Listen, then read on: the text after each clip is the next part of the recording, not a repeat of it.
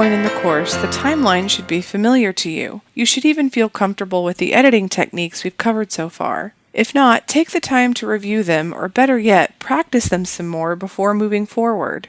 In this lesson, we're going to continue talking about editing in the timeline. These are more advanced techniques that include trimming. Being able to trim footage is essential for most video projects. We'll learn about the trimming modes, trimming in the program monitor, working with split edits, changing clip speeds, and nested sequences.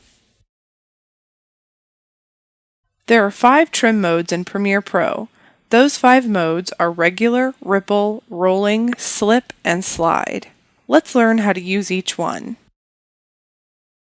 You don't have to click any buttons in the Tools panel or the timeline to access the regular trim tool. If you hover your mouse pointer over the edge of a clip, you'll see it turn into the regular trim tool. This is the most basic of the trimming tools.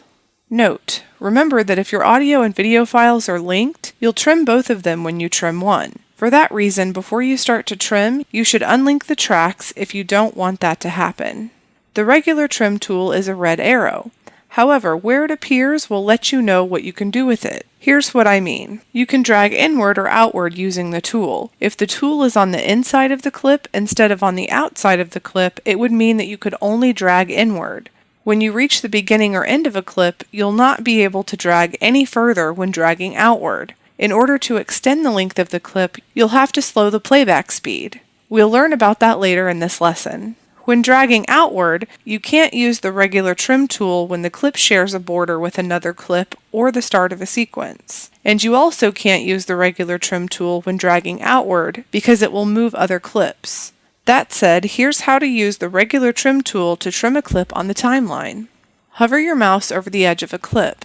You can trim inward or outward, it's up to you. Drag the edge of the clip in the direction you want to go. There will be a yellow box next to the pointer that shows you the length of the trim. It will be a positive number if you drag to the right. It will also show the duration of the clip. If you look at the program monitor, you'll see it shows the length of the trim and clip duration. It also shows the original time code of the frame being displayed. This makes it easy to trim to a known frame in the source clip. The ripple trim is like an insert edit if you lengthen a clip. It's like an extract edit if you shorten a clip. This type of trim affects all synced tracks unless you disable sync lock. The ripple trim tool looks just like the regular trim tool except that it's yellow instead of red. To use the ripple trim tool, go to the Tools panel and click the Ripple Edit tool. You can also press B. Next, hover your mouse pointer over the edge of the clip that you want to trim. You'll see the pointer change to the Ripple tool. Drag in the direction that you want to go. As with the regular trim tool, you'll see a yellow box that shows the length of the trim and the clip's duration. In the program monitor, you'll see the length of the trim and the clip's duration. You'll also see 2 frames displayed. One shows the new trim point, and the other shows the adjacent clip. A rolling trim's purpose is to adjust the meeting point of 2 neighboring clips, but keeping the end point of the first clip or the out point of the second clip fixed. In a rolling trim, one clip is shortened, but the other clip is lengthened by the same amount that the first one is shortened. It is taken from one, in terms of length, and given to the other. This edit should be used to change how one clip flows into another. To make a rolling trim, click on the Rolling Edit tool in the Tools panel. Hover your mouse over the point where the 2 clips meet. You'll see the pointer change to the Rolling Edit pointer. Now drag the edge in the direction you want to go. As you can see, the yellow box appears as it did with the other trims. In the program monitor, you can see the trim's duration, as well as the second clip's duration. You'll also see 2 frames, the last frame from the first clip on the left and the first frame of the second clip on the right.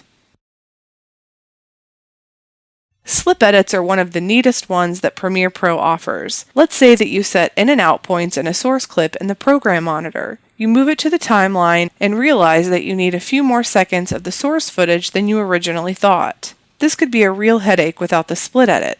You would have to remove the clip from the timeline, go back to the program monitor, then adjust your in and out points, etc.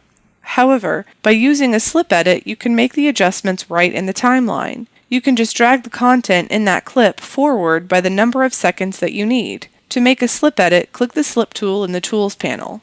Your mouse pointer then turns to the slip pointer. Next, click the clip you want to trim. Drag it to the right to extend the seconds, and drag it to the left to decrease the seconds. In the program monitor, the two large frames show you the in and out points of the clip. The source time code is shown as well. The smaller frames show the adjacent clips. These will not change. A slide edit is by far the most difficult of the edits to get used to. Part of the reason is because the slide edit involves 3 clips instead of just 1 or 2. In a slide edit, the in point for the first clip as well as the out point for the third clip do not change. The middle clip doesn't change at all. Instead, you'll either shorten or lengthen the first clip with the reverse happening to the third. If you shorten the first clip, you lengthen the third and vice versa. You'll use the middle clip to shorten or lengthen the first and third clips. To make a slide edit, click the slide tool in the Tools panel. Next, click the middle clip of the 3 that you want to edit, then drag in the direction that you want to go. Release the mouse when you're finished.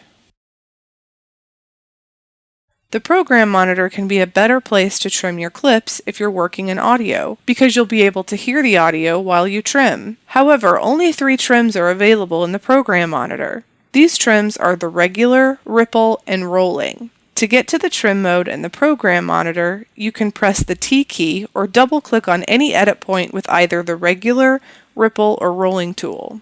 You can also drag a marquee around an edit point using the ripple or rolling edit pointer. Take a look at the program monitor. We've labeled the controls in trim mode for you. Here's how the controls work. Trim Backward Many trims backward by the number of frames that you've specified in the Trim Preferences dialog box. You can go to Edit, Preferences, Trim.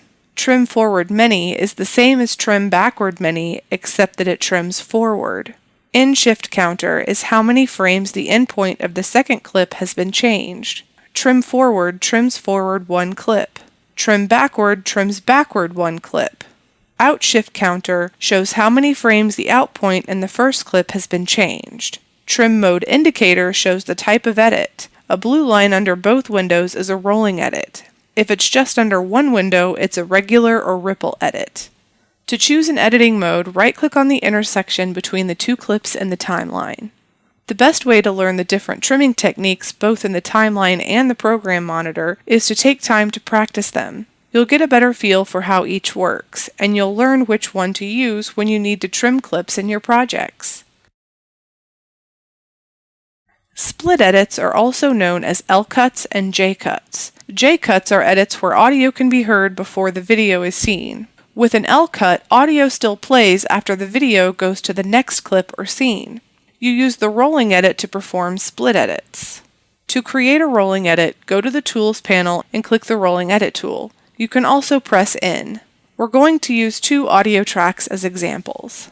Now hover your mouse between the audio clips you want to trim. You'll then see the rolling edit pointer. Next, Alt-click where these 2 files intersect. The edit will be applied to the selected video track. Drag the edge in the direction you want to go. If you go to the right, it produces a J-cut. If you go to the left, it produces an L-cut. We mentioned changing the clip speed earlier in this lesson. Now let's learn how to do it. Click the clip for which you want to change the speed. Next, right-click on that clip and choose Speed Duration from the menu. You'll then see the Clip Speed Duration dialog box. Enter the desired speed or duration. You can select reverse speed if you want the clip to run in reverse. If the clip has audio that you want to use, check Maintain Audio Pitch. Check the Ripple Edit Shifting Trail clips if you want to ripple the edit through the other clips on the track, as well as sync tracks. Not checking this box will leave a gap if you make the clip faster. If you're slowing the clip down, it will not extend beyond the original out point. Click OK when you're finished. The Rate Stretch tool allows you to match the timing of one clip to another on a different track. Here's how to use it. Go to the Tools panel and select the Rate Stretch tool. Next, drag the edge of the clip whose speed you want to change to the desired location for the desired length. Now release the pointer. The clip speed is adjusted automatically. We already learned about sequences in this course. Now it's time to talk about nested sequences. By definition, a nested sequence is when you insert a sequence into another sequence. When you do this, the nested sequence looks like a linked clip. To create a nested sequence on the timeline, select the clips that you want to insert into a sequence. Right-click on any of the selected clips and select Nest. Enter a name for the sequence and click OK. The nested sequence appears on the project panel. It also replaces the clips on the timeline with the sequence and it turns green. To nest a sequence into a sequence, open the sequence on the timeline for which you want to insert a sequence. You can do this by double-clicking on the nested sequence. Drag the sequence you want to insert into the sequence on the timeline.